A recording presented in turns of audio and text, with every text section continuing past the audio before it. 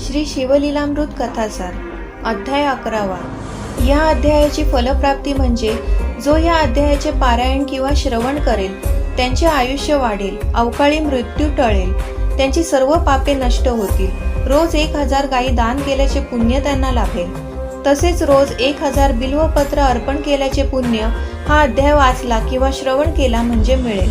रोज शिवलीलामृत वाचणे शक्य नसेल तर रुद्राचा हा एक अध्याय तरी वाचावा।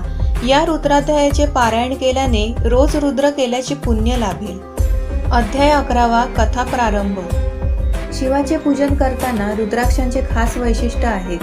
एक सहस्र रुद्राक्ष जो आपल्या अंगावर धारण करतो तो शिवरूपी होतो। त्याच्या दर्शनानेही अनेक लोक तरुण जातात।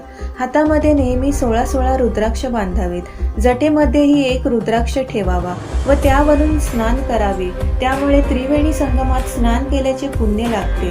गळ्यात 32 रुद्राक्ष बांधावेत। जटेभोवती 24 रुद्राक्ष बांधावेत। 6 रुद्राक्ष कानात बांधावेत। 108 रुद्राक्षांची माळ सदैव आपल्या गळ्यात घालावी। एकमुखी रुद्राक्षाची नित्याने पूजा करावी। पंचमुखी, षडमुखी, अष्टमुखी आणि 14मुखी रुद्राक्षांची पूजा केली की लक्ष्मीची प्राप्ती होते। रुद्राक्ष मण्यांच्या माळेने नित्याने जप केला तर प्रत्येक मंत्र यशस्वी होतो। अशा प्रकारे शंकराच्या आवडत्या रुद्राक्षांचा महिमा अतिशय महान आहे। सुंदर दिसणारी, मधुर बोलणारी आणि पतिव्रता असणारी स्त्री पूर्वजन्मीचे पुण्य असेल तरच एखाद्या व्यक्तीला पत्नी म्हणून लाभत असते। ज्ञानी व सद्गुणी मुलगा पूर्वजन्मीच्या पुण्याईनेच प्राप्त होत असतो। आत्मज्ञानी गुरु पुण्याईनेच लाभत असतो। विवेकी शिष्य, क्षमाशील पुढारी मागील जन्मीच्या पुण्याईनेच लाभत असतात। सुसंस्कारित घराण्यात जन्म पुण्याईनेच प्राप्त होतो। सुडोल आरोग्य संपदा मागील जन्मीच्या पुण्याईनेच प्राप्त होते। पुरातन काळी काश्मीर देशात भद्रसेन नावाचा राजा राज्य करीत होता।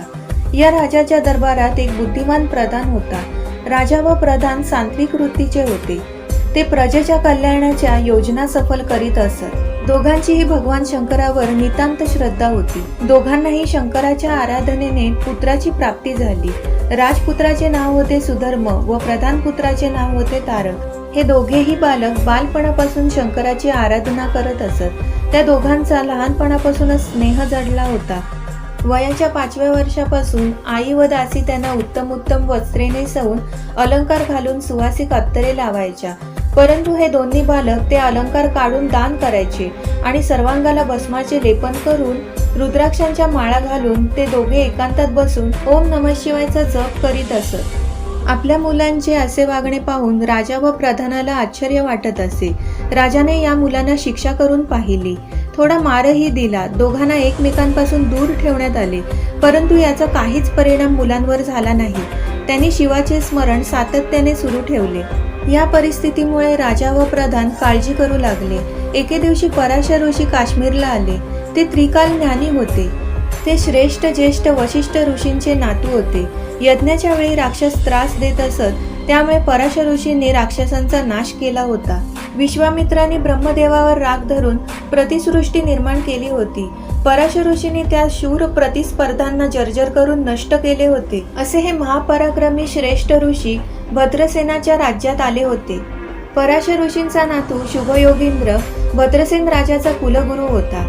ऋषींच्या आगमनाची बातमी कळताच राजा आणि प्रधानाने त्यांची यथासांग पूजा करून त्यांना वस्त्र अलंकार देऊन त्यांचा मान सन्मान केला आणि राजवाड्यात आणले। राजाने पराशर ऋषींना मनोभावे वंदन केले आणि सांगितले, आमचे दोन्ही पुत्र वयाने लहान आहेत, परंतु ते वैराग्य संपन्न आहेत। त्यांना अलंकार आवडत नाहीत। अलंकार घातले तर ते काढून रुद्राक्षांच्या माळा धारण करतात। अंगाला सदैव भस्म लावतात। एकांतात बसून ते नेहमी शिवाचे चिंतन करतात। त्यामुळे ते पुढे राज्य कसे करणार याची चिंता आम्हास लागून राहिली आहे। एवढ्यात ती दोन्ही मुले पराशर ऋषींच्या पुढे उपस्थित झाली। पराशर ऋषींनी त्या दोन्ही बालकांकडे एकटक पाहिले व राजाला म्हणाले, ते दोघेही विरक्त व शिवभक्त का आहेत हे मी तुला सांगतो, माझे बोलणे लक्षपूर्वक ऐक। पूर्वी काश्मीर प्रदेशात नंदीग्राम नावाचे गाव होते। या महानगरात महानंदा नावाची एक वारांगणा राहत होती। ती अतिशय सौंदर्य संपन्न होती।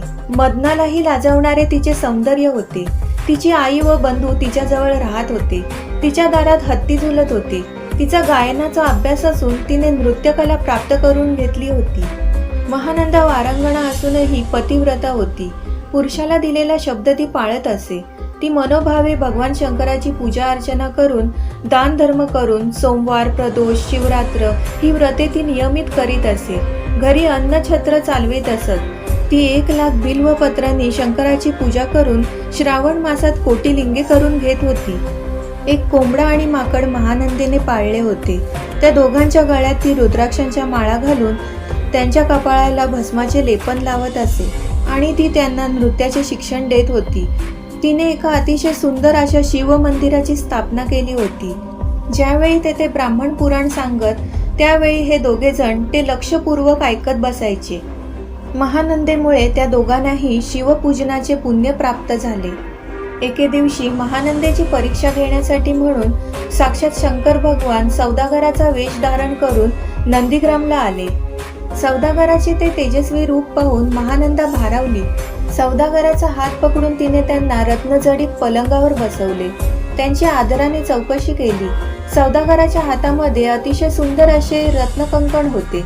ते चमचम चमकत होते. ते रत्नकंकण पाहून ही दिव्य वस्तू या पृथ्वी तलावर निर्माण झालीच नाही हे तिच्या लक्षात आले होते. तिच्या मनातील भावना ओळखून सौदागराने आपल्या हातातील ते रत्नकंकण महानंदेला दिले. महानंद सौदागराला म्हणाली, आपण मला अनमोल असे रत्नकंकण दिले. मी ही 32 लक्षणी युक्त अशी पद्मिनी आहे. मी 3 दिवसांसाठी तुमचा स्वीकार केला आहे. 3 दिवसांसाठी माझ्या मनात अन्य कोणाचाही विचार येणार नाही. मी पूर्णपणे पतिव्रत सांभाळेन. सौदागराने महानंदेचे बोलणे ऐकून घेतले. त्याने आपल्या जवळील दिव्य तेजस्वी शिवलिंग काढले आणि महानंदेसमोर ठेवले. ते दिव्य शिवलिंग पाहताच जय जय चंद्रमौळीचा जय जयकार करत महानंदा भजनात रंगून गेली. सौदागराने ते दिव्यलिंग महानंदेला सांभाळायला दिले आणि सांगितले, हे महानंदे, हे दिव्य शिवलिंग म्हणजे माझा प्राण आहे. तेव्हा तू प्राणाप्रमाणे हे शिवलिंग सांभाळले पाहिजेस. कोणत्याही कारणाने जर का हे शिवलिंग भंगले किंवा जळाले तर मी ताबडतोब अग्निप्रवेश करेन. म्हणून अतिशय काळजीपूर्वक तू हे सांभाळून ठेव. महानंदेने अत्यंत प्रेमाने ते शिवलिंग आपल्या नृत्यशाळेत नेऊन ठेवले. महानंदा म्हणाली, मी या शिवलिंगाचे अत्यंत काळजीपूर्वक रक्षण करेन. माझ्या नृत्यशाळेत कुकुट व मरकट आहेत. ते सुद्धा शिवलिंगाचे संरक्षण करतील. सौदागराने महानंदेची परीक्षा घेण्यासाठी अग्नीला नृत्यशाळेला आग लावण्याची आज्ञा दिली. नृत्यशाळेला आग लागली. आग आग म्हणून सर्वत्र आरडाओरडा सुरू झाला. सगळीकडे धावपळ सुरू झाली. शेजारचे लोक धावत धावत नृत्यशाळेजवळ आले. ते ओरडू लागले. सौदागराने महानंदेला जाग केलं. महानंदे, जागी हो, कुठेतरी आग लागली आहे. महानंदा घाबरून उठली.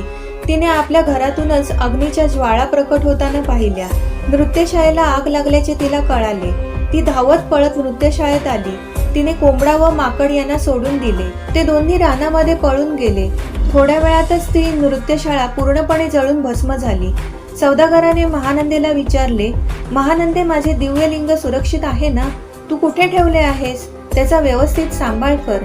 त्याला कोणत्याही प्रकारे धक्का लागता कामा नये. आता महानंदा अतिशय घाबरली. दिव्यलिंग तर नृत्यशाळेतच ठेवलेले तिला आठवले. ती मोठमोठ्याने शोक करू लागली. सौदागर म्हणाले, तू शोक का करतेस? आत्मलिंग तर व्यवस्थित आहे ना? महानंदा म्हणाली, मी ते नृत्यशाळेत ठेवले होते. ती नृत्यशाळा जळून भस्म झाली. सौदागर म्हणाले, आता मी माझे प्राण देणार. सौदागर गावाच्या वेशीजवळ आले. त्यांनी चिता पेटवली. ओम नमः शिवायचा जप केला. अग्नीला 3 प्रदक्षिणा घातल्या व चितेमध्ये उडी घेतली. नृत्यशाळेमध्ये शिवलिंग भस्म झाल्यामुळे महानंदा अतिशय दुःखी झाली होती. आता सौदागराने चितेत उडी मारलेली पाहून ती आणखीनच दुःखी झाली. तिने विचार केला, 3 दिवसांसाठी आपण सौदागराला पती मानले आहे. पतीच्या निधनानंतर आपल्याला राहण्याचा काहीच अधिकार नाही. आपणही सती जावे. तिने आपली सर्व संपत्ती ब्राह्मणांना दान करून टाकली. अश्वशाळा, हत्तीशाळा या सर्वांचे दान केले. मंगलमय स्नान केले व सर्वांगाला भस्म लावले. गळ्यात हातात रुद्राक्षांच्या माळा घातल्या. शंकराच्या नावाचा जय जयकार करीत तिने अग्नीमध्ये उडी टाकली. अचानक एक आश्चर्य घडले. तिथे शंकर प्रकट झाले. हातात त्रिशूळ घेतलेले, सर्वांगाला भस्माचे लेपन केलेले, वाघाचे कातडे नेसून हत्तीचे कातडे आपल्या अंगावर पांघरून घेतलेले, शरीरावर साप खेळविणारे, मस्तकी चंद्राची कोर धारण करणारे, कपाळावर तिसरा डोळा असणारे 10 भुजा फैलावीत महानंदेला शंकराने वरचेवर झेलून घेतले व महानंदेला म्हणाले, सौदागराच्या रूपाने मी तुझी परीक्षा घेतली. तुझे पतिव्रत पाहून मी प्रसन्न झालो आहे. आता तुला हवे ते मागून घे. तेव्हा महानंदा म्हणाली, या नंदीग्राम नगराचा आपण उद्धार करावा व आपल्या चरण कमलांजवळ मला कायमचे स्थान द्यावे. शंकराने तथास्तु म्हणून वर दिला. शिवगणांसह एक विमान आले. सर्वांबरोबर महानंदा विमानात बसली. महानंदेमुळे सर्वांना शिवाची प्राप्ती झाली. महानंदेला दिव्य स्थान प्राप्त झाले. महानंदेची कथा ऐकून भद्रसेन राजा पराशर ऋषींना म्हणाला, हे मुनिवरा, आपण मला महानंदेची रसाळ अशी कथा सांगितलीत, परंतु आमच्या मुलांच्या वागण्याबद्दल काहीच सांगितले नाही. पराशर ऋषी म्हणाले, हे राजा, तुझे 2 पुत्र म्हणजे मागील जन्मीचे कुकुट व मरकट आहेत. त्यांच्या हातूनही शिवपूजन घडले आहे.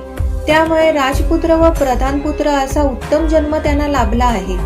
ते पुढील अनेक वर्ष राज्य करतील. उत्तम तऱ्हेने प्रजेचे पालन करतील. प्रजेला शिवभजनाला लावतील. हे ऐकल्यानंतर राजा व प्रधान दोघांनीही पराशर ऋषींना साष्टांग दंडवत घातला आणि विचारले, आपण या मुलांचा भविष्यकाळ सांगा. त्यांना किती आयुष्य आहे? ते पुढे किती वर्ष राज्य करतील? आमचे ते एकुलते एक पुत्र आहे. आमचा जीव त्यांच्यात गुंतलेला आहे. तेव्हा पराशर ऋषी ध्यानस्थ झाले. पराशर ऋषी राजाला म्हणाले, राजा, जे सत्य आहे ते मला सांगणे भागच आहे, नाहीतर माझ्या ज्ञानाला आणि तपश्चर्येला कमीपणा येईल. म्हणून ऐक. राजा, तुझ्या मुलाला आता 12 वर्षे पूर्ण झाली. आजपासून 7व्या दिवशी तुझा मुलगा मृत्यू पावेल. हे वचन ऐकताच राजा बेशुद्ध पडला. सर्वजण शोक करू लागले. राणी आक्रोश करू लागल्या. पराशर ऋषीने राजाला सावध केले. राजाने विचारले, यावर काही उपाय आहे का? उपाय असेल तर मी तो त्वरित करीन. पराशर ऋषी राजाला म्हणाले, हे राजा, तू स्वतः जर धीर सोडलास तर प्रजेने काय करावे? तरी धीर सोडू नकोस. ही पंचमहाभूते ज्यावेळी नव्हती, ज्यावेळी चंद्र सूर्य नव्हते, माया नव्हती, त्यावेळी सर्व ब्रह्मांड शिवाने व्यापले होते. त्यांच्या हुंकारातून अहम ब्रह्मा म्हणून जागृत अवस्था आली. हा जो ध्वनी आहे तीच माया होय. त्याने आपल्या सत्वांशाने विष्णू, रजांशाने ब्रह्मदेव व तमांशाने रुद्र निर्माण केला. नंतर त्याने ब्रह्मदेवाला सृष्टी निर्माण करण्यास सांगितले. सृष्टीच्या उत्पत्तीसाठी शंकरांनी ब्रह्मदेवाला 4 वेदांचा उपदेश केला. 4 वेदांतांचे सार म्हणजे हा रुद्राध्याय आहे. हा रुद्राध्याय जो कोणी भक्तीने वाचतात किंवा श्रवण करतात, त्यांचे दर्शन घेतल्याने इतर देवांचाही उद्धार होतो. ब्रह्मदेवाने हा रुद्र आपल्या 7 पुत्रांना सांगितला. तेथून तपस्वी आणि ज्ञानी अशा ऋषींच्या मुखातून हा अध्याय पृथ्वीवर आला. जो या अध्यायाचे मनापासून पारायण करतो, त्यांच्या दर्शनाने तीर्थे पावन होतात. स्वर्गातील देवही अशा व्यक्तींचे दर्शन घेण्यासाठी आतुर झालेले असतात. असा हा रुद्रांचा महिमा श्रेष्ठ असा आहे. शुद्ध मनाने परमार्थ करावा. आपल्या मनात नासक्ती किंवा शंका निर्माण झाली की परमार्थाची प्राप्ती होत नाही. मानवाच्या मनातील मत्सर वाढेल. त्यामुळे लोक देवाचा, मानवाचा द्वेष करू लागतात. शिव मोठा की विष्णू याबद्दल संघर्ष होऊ लागतो. हे राजा, तू आता नियमितपणे रुद्राध्यायाची पारायणे कर. शिवाच्या पिंडीवर सतत अभिषेकाची धार धर, म्हणजे आलेले संकट टळून जाईल. दिव्य वृक्षाची पाने आणून त्यांच्या आधारे घटातील पाणी पवित्र मंत्र म्हणून त्या पाण्याने तुझ्या पुत्राला स्नान घाल. रोज रुद्राध्यायाची 10,000 आवर्तने घाल. याप्रमाणे सतत 7 दिवस आवर्तने करत राहा, म्हणजे तुझ्या पुत्रावरचे येणारे संकट टळून जाईल. भद्रसेन राजाने पराशर ऋषींना मनोभावे नमस्कार केला. तो म्हणाला, काळ, मृत्यू, भय आणि शोक यांच्यापासून रक्षण करून घेणे हे फार कठीण काम आहे. परंतु गुरुदेव, तुमच्या कृपेने हे काम पूर्ण झाले. तुम्ही संकट निवारणाचा मार्ग सांगितला आहे. आता मी आपल्या नियमांचे पालन करतो. आपण मुख्य आचार्य म्हणून काम पाहावे. आपल्याबरोबर इतर ऋषीमुनी आहेतच. राजा भद्रसेनने 1 सहस्त्र ब्राह्मणांना आमंत्रित केले. हे सर्व ब्राह्मण शिव उपासक होते. त्यांचे आचरण शुद्ध होते. परधन आणि परस्त्री यांच्याबद्दल त्यांच्या मनात आसक्ती नव्हती. आकाशातून जाणाऱ्या सूर्याच्या रथाला शाप देऊन थांबवू शकतील एवढे सामर्थ्य त्यांच्यात होते. त्यांनी 1000 घटांची स्थापना केली. पवित्र जल त्यात भरून ठेवले. आंब्याच्या झाडाची पाने आणून त्यात घातली. त्यानंतर रुद्रघोष सुरू झाला. रात्रंदिवस शिवनामाचा जयघोष सुरू होता. अशा तऱ्हेने 7 दिवस पूर्ण झाले. 7व्या दिवशी यम सुधर्माचे प्राण नेण्यासाठी राजाच्या घरी आला. सुधर्म बेशुद्ध पडला. त्यानंतर घटातील पाणी सुधर्माच्या अंगावर शिंपडण्यात आले. हळूहळू तो शुद्धीवर येऊ लागला. सुधर्माने डोळे उघडून पाहिले. राजाने सुधर्माला काय घडले म्हणून विचारले. सुधर्म राजाला म्हणाला, एक भयंकर असा पुरुष माझ्या जवळ आला. त्याच्या डोळ्यातून जणू काही अग्नी प्रकट होत होता. कपाळावरती शेंदूर फासलेला तो अकराळ विक्राळ पुरुष माझ्या जवळ आला आणि त्याने माझ्या दंडाला धरले. मला घेऊन तो जाऊ लागला. त्याच वेळी 4 तेजस्वी पुरुष तेथे आले. त्यांच्या अंगावर व्याघ्रांबर होते, हातात शस्त्रे होती. त्यांनी मला त्या भयंकर पुरुषाच्या हातून सोडवून घेतले. त्यामुळे मी पुन्हा जिवंत झालो. शंकराच्या रुद्रमहिम्याचा प्रताप सर्वांनी समक्ष पाहिला. राजानेही शंकराचा जय जयकार केला. सर्व उपाध्यायांना लोटांगण घातले. स्वर्गातून देवांनीही पुष्पवृष्टी केली. सर्वांना आनंदी आनंद झाला. यानंतर भद्रसेनाने मोठा यज्ञ केला. मोठ्या प्रमाणात दान धर्म केले. सर्वांना उत्तम तऱ्हेचे भोजन दिले. सर्व याचकांना तृप्त केले. अशा या मंगल समयी देवर्षी नारद तेथे प्रकटले. पराशर ऋषी, भद्रसेन राजा यांच्यासह सर्वांनी नारदांना मनोभावे वंदन केले. नारद मुनींची षोडोपचारे पूजा केली. नारद मुनी राजाला म्हणाले, हे राजा, मी स्वर्गातून पृथ्वीवर येत असताना वाटेत शिवाचे 4 दूत मी पाहिले. मृत्यूला ते बांधून भगवान शंकराकडे नेत होते. शंकराने मृत्यूला विचारले, कोणाच्या आज्ञेने तू बाळ सुधर्माचे प्राण न्यायला गेला होतास? त्याला पुढील 100 वर्ष आयुष्य आहे. तेव्हा तो बोलला, मी सुधर्माची पत्रिका पाहिली. 12 वर्ष झाल्यावर त्याला मृत्यूयोग होता, म्हणून माझ्याकडून असा अपराध झाला. मला क्षमा करा. नारद मुनी सांगू लागले, हे राजा, रुद्राच्या अनुष्ठानाने तुझ्या पुत्राचे मरण चुकले. तुझ्या पुत्राच्या रक्षणासाठी शंकराने वीरभद्राला पाठवले होते. आता त्या मुलाला भरपूर आयुष्य लाभणार. अशा प्रकारे 100 रुद्र केले की माणूस शतायुषी होतो. रुद्रांचा महिमा वाचला की माणूस शिवरूपी होऊन जातो. तो जन्म मरणाच्या फेऱ्यातून सुटून जातो. एवढे सांगून नारद मुनी निघून गेले. भद्रसेन राजाने सर्व गुरूंना दान धर्म करून अत्यंत आदराने निरोप घेतला. अशा प्रकारचे मंगलमय आख्यान जे कोणी वाचतील त्यांना दीर्घायुष्य लाभेल, सद्गुणी संतती लाभेल, महापापे नष्ट होऊन जातील, संकटे दूर होतील. कलियुगामध्ये शिवनामाचा महिमा अगाध आहे. पुढे सुधर्म मोठा झाला. भद्रसेन राजाने आपले राज्य त्याच्या स्वाधीन केले. तारकाला राज्याचे प्रधानपद दिले. राजा आणि प्रधान वानप्रस्थाश्रमाचा स्वीकार करून तप करण्यासाठी वनामध्ये निघून गेले. शिवशंकराच्या उपासनेने ते शिव स्वरूपात विलीन झाले. या अध्यायाला हृदय मानले जाते. शंकर भगवान म्हणतात, हा 11वा अध्याय म्हणजे प्रत्यक्ष मी आहे. जो या अध्यायाचे पारायण किंवा श्रवण करेल त्यांना 11 रुद्र प्रसन्न होतात व त्यांच्या सर्व इच्छा पूर्ण होतात. त्यांचे आयुष्य वाढेल, त्यांची सर्व पापे नष्ट होतील, अवकाळी मृत्यू टळेल. रोज 1000 गायी दान केल्याचे पुण्य त्यांना लाभेल. तसेच रोज 1000 बिल्वपत्रांचा अभिषेक घातल्याचे पुण्य लाभेल. मृत्युंजय मंत्राचा जप आणि रुद्रांचे अनुष्ठान जे करतात त्यांना कोणत्याही प्रकारची बाधा होत नाही. हा 11वा अध्याय म्हणजे जणू काही 11 रुद्रच आहेत. रोज शिवलीलामृत वाचणे शक्य नसेल तर रुद्राचा हा एक अध्याय तरी वाचावा. या रुद्राध्यायाचे पारायण केल्याने रोज रुद्र केल्याचे पुण्य लाभेल. त्यांच्या घरी नेहमी सौख्य, आनंद, शांती लाभेल. श्री शिवलीलामृत कथासार अध्याय 11वा संपूर्ण. ओम नमः शिवाय.